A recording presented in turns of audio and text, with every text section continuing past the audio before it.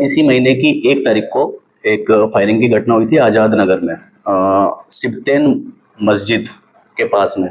और उसमें कुछ लोग थे, अपराधकर्मी थे जो इस घटना में शामिल थे। उस समय एक जैसे ये घटना हुई और सूचना मिली तो तुरंत पुलिस द्वारा क्षेत्र में उस तरफ रश करते हुए वहाँ पे घटनास्थल पर पहुंचा गया। और उस समय क्योंकि थोड़ा विलम्ब हुआ, कुछ मिनटों का उसमें विलम्ब था, तो वो लोग उस समय तो वहाँ से भागने में सफल हुए। लेकिन वहाँ से एक खोखा जो उस दिन फायरिंग में प्रयुक्त हुआ था वो तो वहीं से बरामद हो गया था। फिर आगे अनुसंधान के क्रम में जांच टीम भी इसमें लगातार कार्य कर रही थी।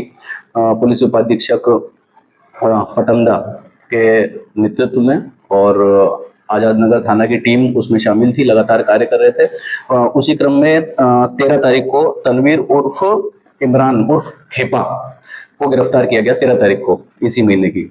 और उसके बाद में अभी 22 तारीख को एक और इस मामले में अपडेट हुआ, जिसमें एक व्यक्ति द्वारा न्यायालय में समर्पण किया गया स्वयं से।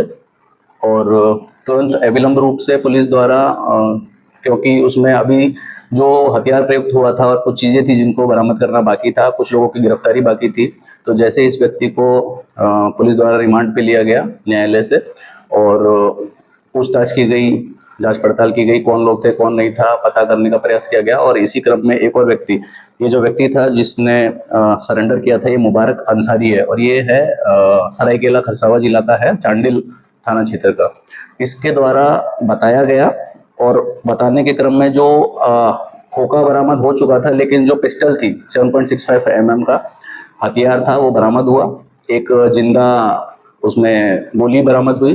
तो इस टाइप की चीज़ें जो है बरामद हुई और उस घटना का एक तरह से ये मानिए आप कि हम किसी कंक्लूजन पे पहुंच पाए। अभी इसमें कुछ लोग हैं जो बाकी है जिनको गिरफ्तार करना। 2-3 लोग हैं, एक है तनवीर उर्फ समीर है, मोहम्मद शफीक है, मेहताब है।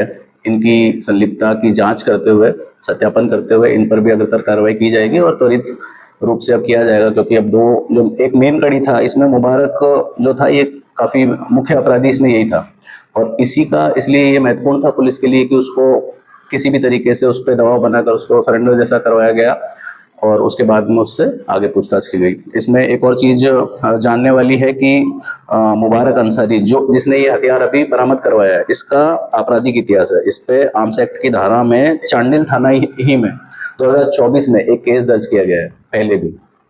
तो लगातार इस प्रकार की चीज़ों में संलिप्त रहता था, इस बार भी था, तो इस बार फिर से इस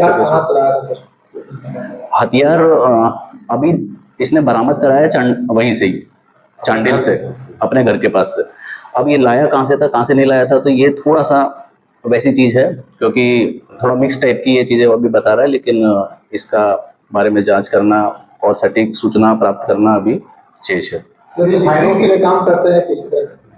नहीं, गिरोह से अभी सीधा संलिप्तता तो ऐसा नहीं है कि कोई गिरोह से संलिप्त है, लेकिन कहीं ना कहीं अगर मान लो बारीकी से जब पता चलेगा तो हो सकता है कहीं ना कहीं इसका तारीफ हो जाए। फायरिंग ऐसा कोई मेन रीज़न नहीं है, जैसा कि पूर्व का भी आपराधिक इतिहास है, तो छोटी मोटी चीज़ें, छोटा मोटा कारण, आपसी लड़ाई झगड़ा, आपसी अपना एक तरह से रौब जमाना कि अब 2024 की घटना है, इन लोगों का माइंडसेट जैसा कि पता करने का प्रयास करते हैं, तो इनका माइंडसेट ये भी रहता है कि अच्छा बहुत समय हो गया, बहुत कई बार हल्के में चीज़ों को लेना, कई बार लोगों पे दबाव बनाना, इस टाइप का मिक्स टाइप ऑफ रीज़न है, ऐसा कोई एक रीज़न नहीं।